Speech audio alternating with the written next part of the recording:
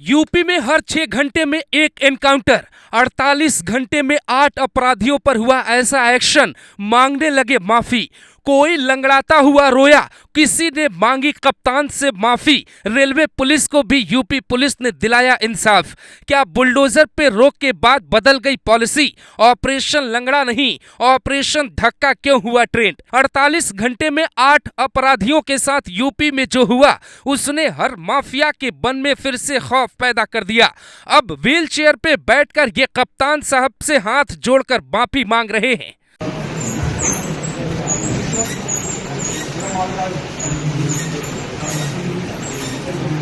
ये वो अपराधी हैं जो कुशीनगर में बैठकर जाली नोटों का कारोबार करता, हिंदुस्तान की अर्थव्यवस्था को हिलाने की बहुत बड़ी साजिश रचता, और इसमें इसका साथ निभा रहे थे समाजवादी पार्टी के नेता, जिसे सुबह सुबह पुलिस ने उठाया तो समूचे यूपी की सियासत में हड़कंप मच गया।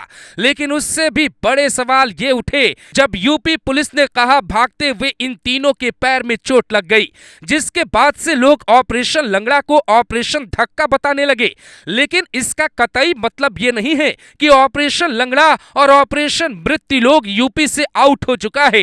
ये तस्वीरें भी कुशीनगर की ही है, जहां 25-25 हजार के इनामी बदमाश को यूपी पुलिस ने सुबह सुबह ही ऑपरेशन लंगड़ा चलाकर गिरफ्तार कर लिया। और ये सब कुशीनगर में जब चल रहा था तो वहां से कई किलोमीटर दूर गाजीपुर में पुलिस ऑपरेशन मृत्युलोक के तहत रेलवे पुलिस को इंसाफ दिला रही थी, क्योंकि रेलवे पुलिस के साथ चलती ट्रेन में इसी आरोपी ने जो किया था, उसने समूचे रेलवे की सुरक्षा व्यवस्था पे सवाल खड़े कर दिए थे। 19-20 अगस्त की रात यूपी से गुजर रही गुवाहाटी एक्सप्रेस में रेलवे पुलिस के 2 जवानों ने जब तस्करी कर रहे 2 अपराधियों को रोका तो उन्होंने न सिर्फ उनके साथ गलत हरकत की, बल्कि उन दोनों को ट्रेन के नीचे फेंक दिया। मामला दीनदयाल उपाध्याय जंक्शन के आसपास का था, इसीलिए यूपी पुलिस ने जांच शुरू की और कई लोगों को गिरफ्तार कर लिया। तो पता चला बिहार में बोतल बंद है और यूपी में ये लोग तस्करी करके ले जा रहे थे, जिन्हें रेलवे पुलिस के 2 जवानों ने रोक लिया। तो जाहिद और उसके साथियों ने मिलकर उनके साथ वही किया जो कभी मुख्तार और अतीक जैसे लोग यूपी में किया करते थे। और तब खाकी वाले हों या खाकी को दिल से सल्यूट करने वाले, हर कोई इंसाफ की राह देखता रह जाता है, लेकिन इंसाफ नहीं मिल पाता है। पर यूपी पुलिस ने न सिर्फ 1 महीने के भीतर सारे आरोपियों को पकड़ लिया, बल्कि जाहिद नाम के आरोपी को बड़ा सबक भी सिखाया। इसके बारे में गाजीपुर के एसपी इराज राजा बताते हैं, हमारे 2 जवान घायल हुए, जिसके जवाब में हमने भी कार्रवाई की। सोनू और जाहिद वो दिलदार नगर दमनिया बॉर्डर पे आज ट्रेन में शराब लोड करने वाला था, तो वहाँ पर जब टीमें पहुंची उस जानकारी के आधार पर, तो इसने फायर झोंक दिया टीम पर, तो जवाबी फायर में इसको गोली लगी। ये वही एसपी है जो बकायदा ट्वीट कर लिखते हैं कि हमारा निशाना बदमाशों से अच्छा है, लेकिन कहते हैं पुलिस की वर्दी निशानेबाजी के लिए नहीं बल्कि सुरक्षा के लिए मिलती है। और यही सवाल अखिलेश यादव से लेकर तमाम वो विपक्षी नेता उठाते हैं जो यूपी पुलिस का ऑपरेशन पसंद नहीं करते। ये कभी बंगेश की जाति देख के सवाल पूछते हैं तो कभी अनुज सिंह के खिलाफ हुए एक्शन पे चुप हो जाते हैं। 48 घंटे में 8 एनकाउंटर से मचा हड़कंप।